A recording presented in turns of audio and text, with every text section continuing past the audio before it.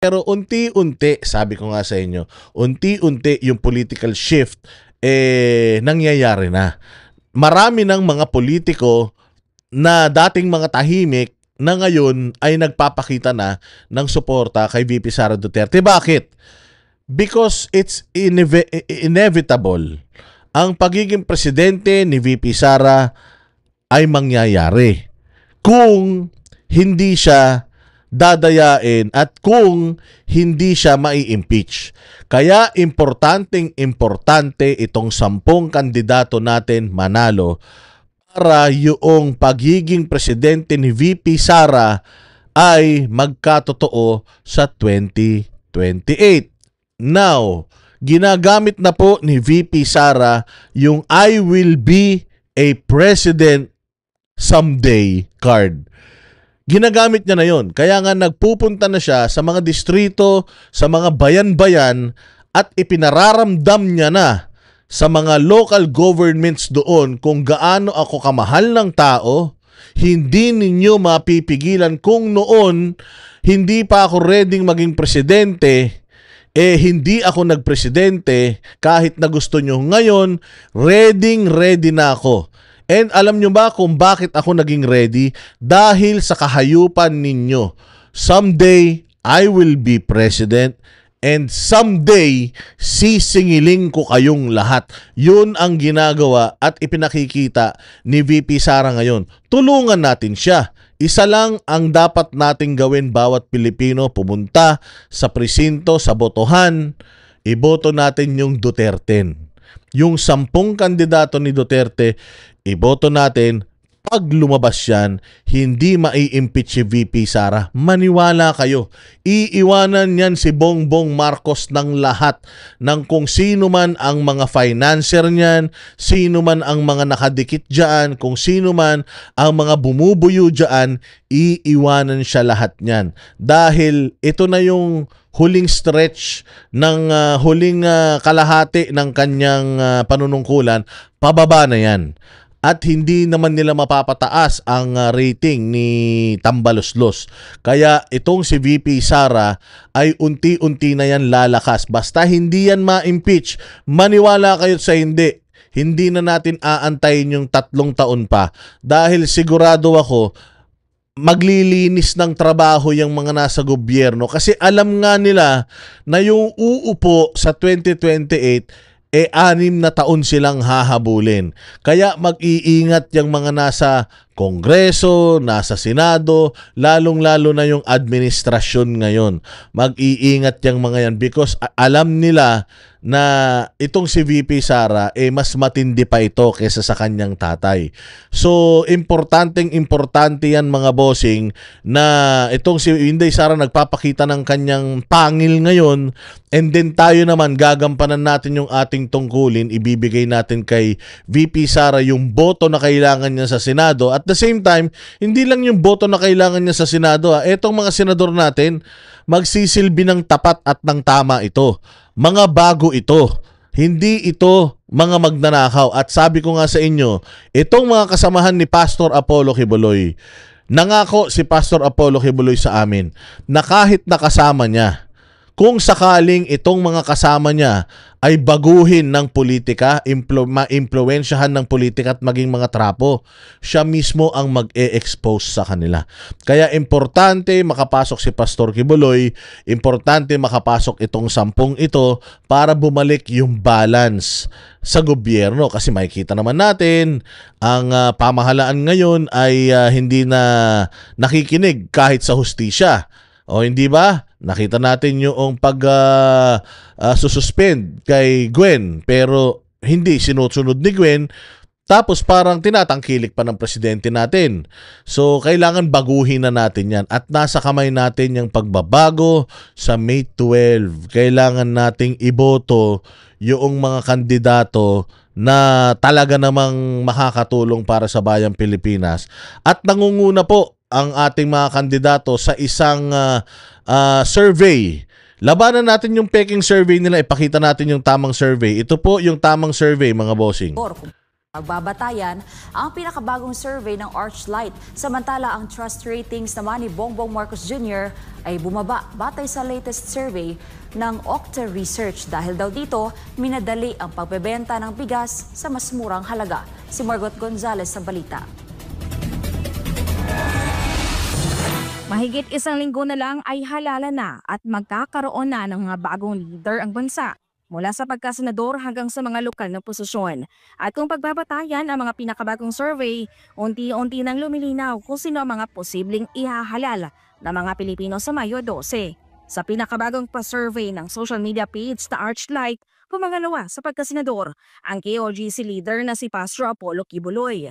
Batay sa Facebook post ng Archlight, 810,000 votes ang nalikom nila mula sa lahat ng kanilang platforms at 64 na kandidato ang pinagpilian mula sa tanong na sino ang iboboto mong senador. Base sa survey results, nakakuha ng 85,921 na boto si Pastor Kibuloy, kaya't lumalabas sa top 2 choice ang butihing pastor ng mga Pilipino.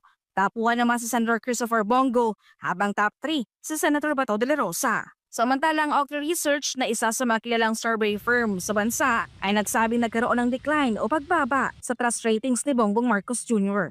Dala ni Marcos Jr. ang mga kandidato sa ilalim ng Alyansa para sa Bagong Pilipinas. Siyempre sa ating mga kababayan. Ayan, so dyan makikita nyo mga bossing, sinasabi nitong Okta Research na talagang bumaba, and the reason and of course the reason why yung kanyang pagtatraidor sa bayang Pilipinas. Kupal traidor talagang hayop. Kaya bumaba talaga. And dahil dyan, kita mo naman, bigla nilang ibinaba yung presyo ng bigas, bigla nilang tinupad yung kanilang pangarap. Tingnan mo kaya nyo naman palang tuparin. Bakit hindi pa noon? Bakit kayo? Ibig sabihin, talagang manluloko itong si Bongbong Marcos. Ibig sabihin, talagang mga mga sinungaling etong mga to. 10 ng kanyang mga kandidato. Bakit mo pa iboboto yung mga kandidato na tinatangkilik yung ganitong klase ng mga gawain? Kung mismong si Bongbong Marcos nga walang sense of urgency. At sinasabi pa ng kanyang mga kandidato na ito daw 20 pesos na kilo ng bigas too late, kumbaga parang better late than never. Ibig sabihin, etong mga kupal na ito, hindi talaga magtatrabaho ng mabilis ito. Itong mga ito, pag nanalo, uupo lang yan dyan. And then gagawa ng 1, 2 batas siguro na hindi naman importante sa atin para lang masabi na may nagawa sila. Pero ganyan lang gagawin ng mga yan. Mananatili sa kapangyarihan, 2 termino na naman, 12 taon na naman yan. Wala mangyayari sa bayan natin kapag gaganyan. And ito na nga, sinasabi na nga ng Okta na kaya sila nag-roll out noong 20 pesos na kilo ng bigas. O kita mo, hindi ba? Hindi pinayagan yan ng Comelec. Nag-ingay tayo. Bakit nyo papayagan yan? Ano yan? Vote buying yan. Anong ginawa ng Comelec? Pinigil. Pero alam nyo ba kung bakit pinigil ng Comelec to? Ito lang kasi yan Nag-ingay lang sila na kaya nilang gawin at ginawa, kaya lang pinigilan. Yan ang play nila. Kaya namin gawin, ginawa namin 20, kaya lang pinigilan. Para magmukha silang mabango. Pero sa katotohanan, hindi nila talaga kayang i-sustain yan. Hindi talaga sustainable. Kasi bilyon-bilyon pera ng Pilipino, taxpayers money, ang mauubos dahil lang dyan sa 20 pesos na kilo ng bigas. Hindi sa ayaw natin ng 20 pesos na kilo ng bigas. Gusto natin yan. Pero dapat, yan talaga yung natural na presyo niya. Nagigets ninyo? Hindi yung artificial.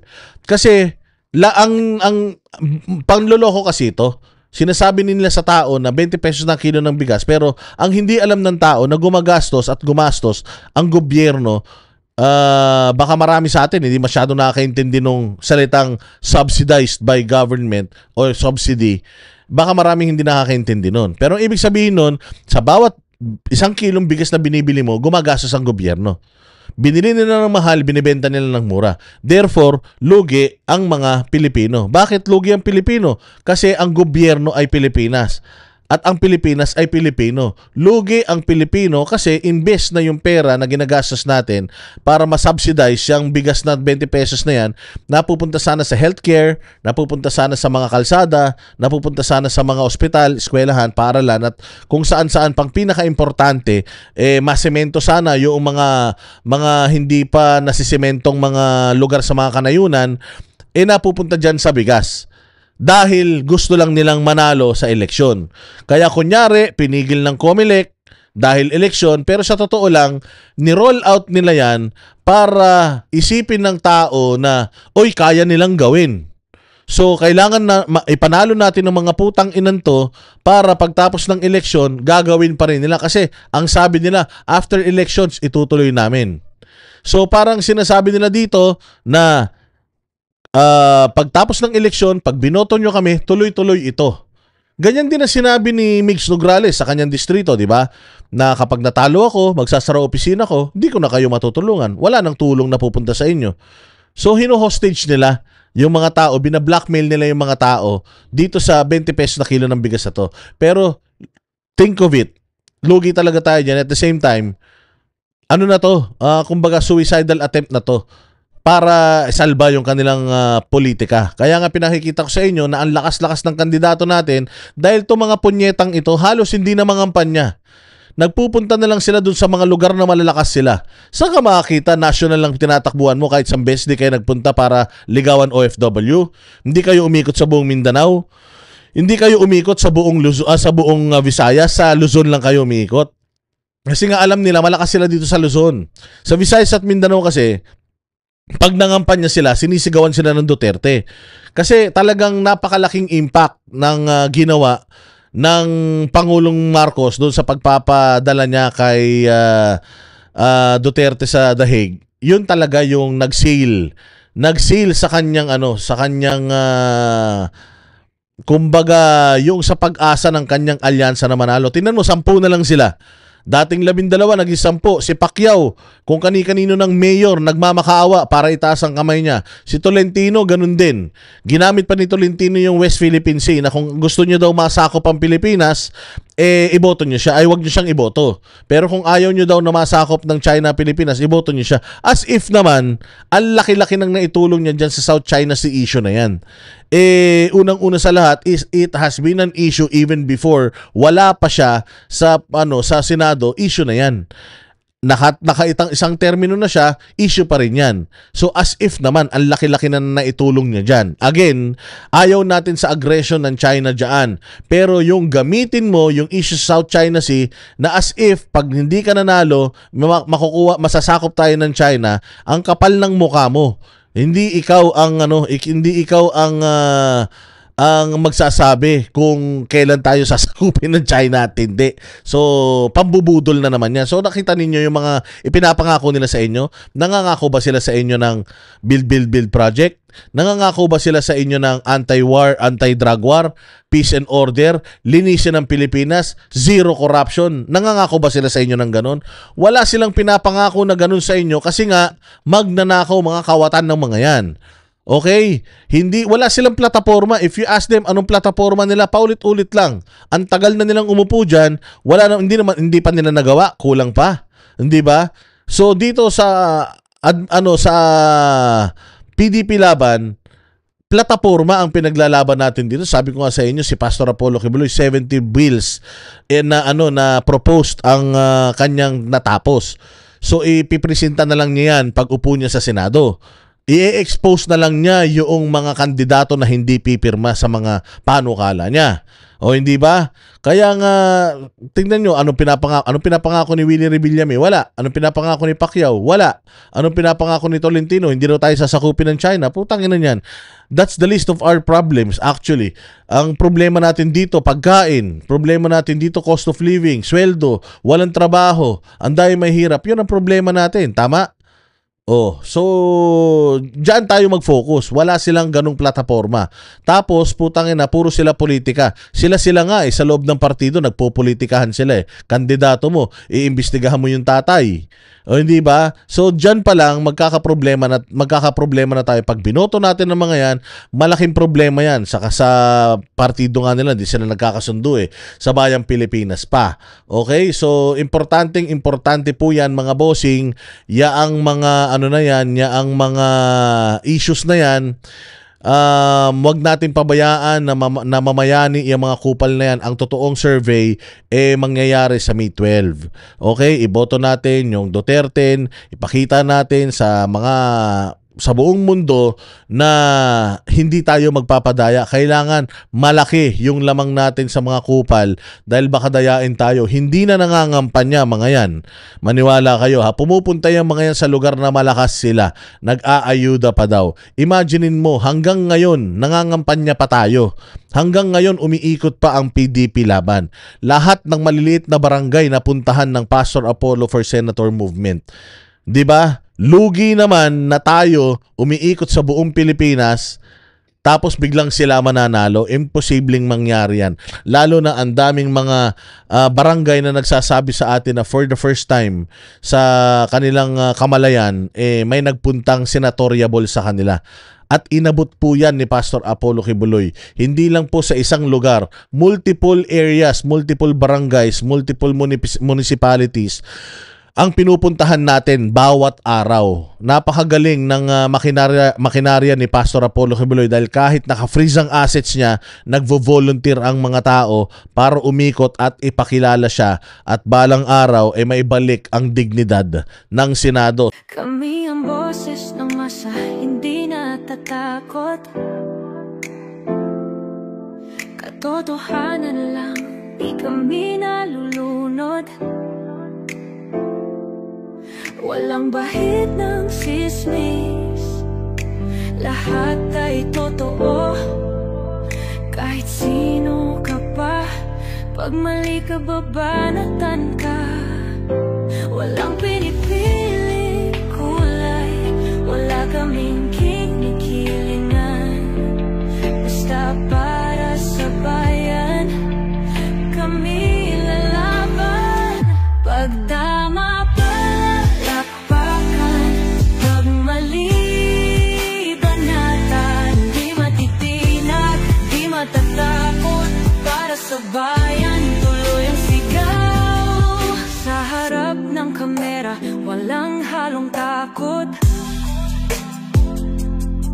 Mga baluktot, lahat kayo'y tutumba.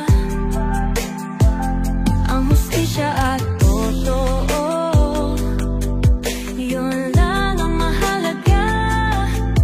Kahit sinong harang, di kami matitinag. Walang pinipiling kulay, wala kaming kinikilingan. Basta para sa bayan, kami lalaban.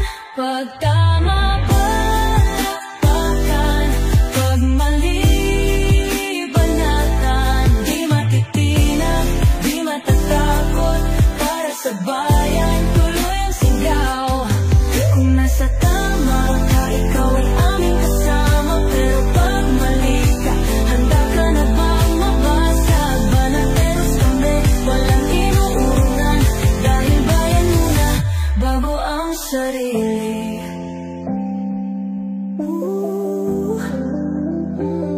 Bago ang sarili.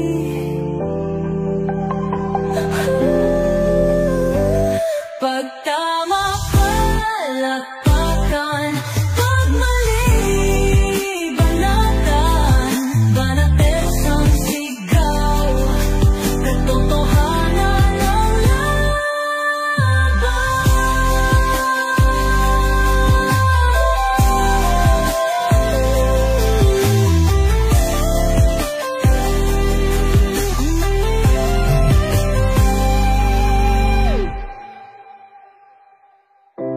Sa harap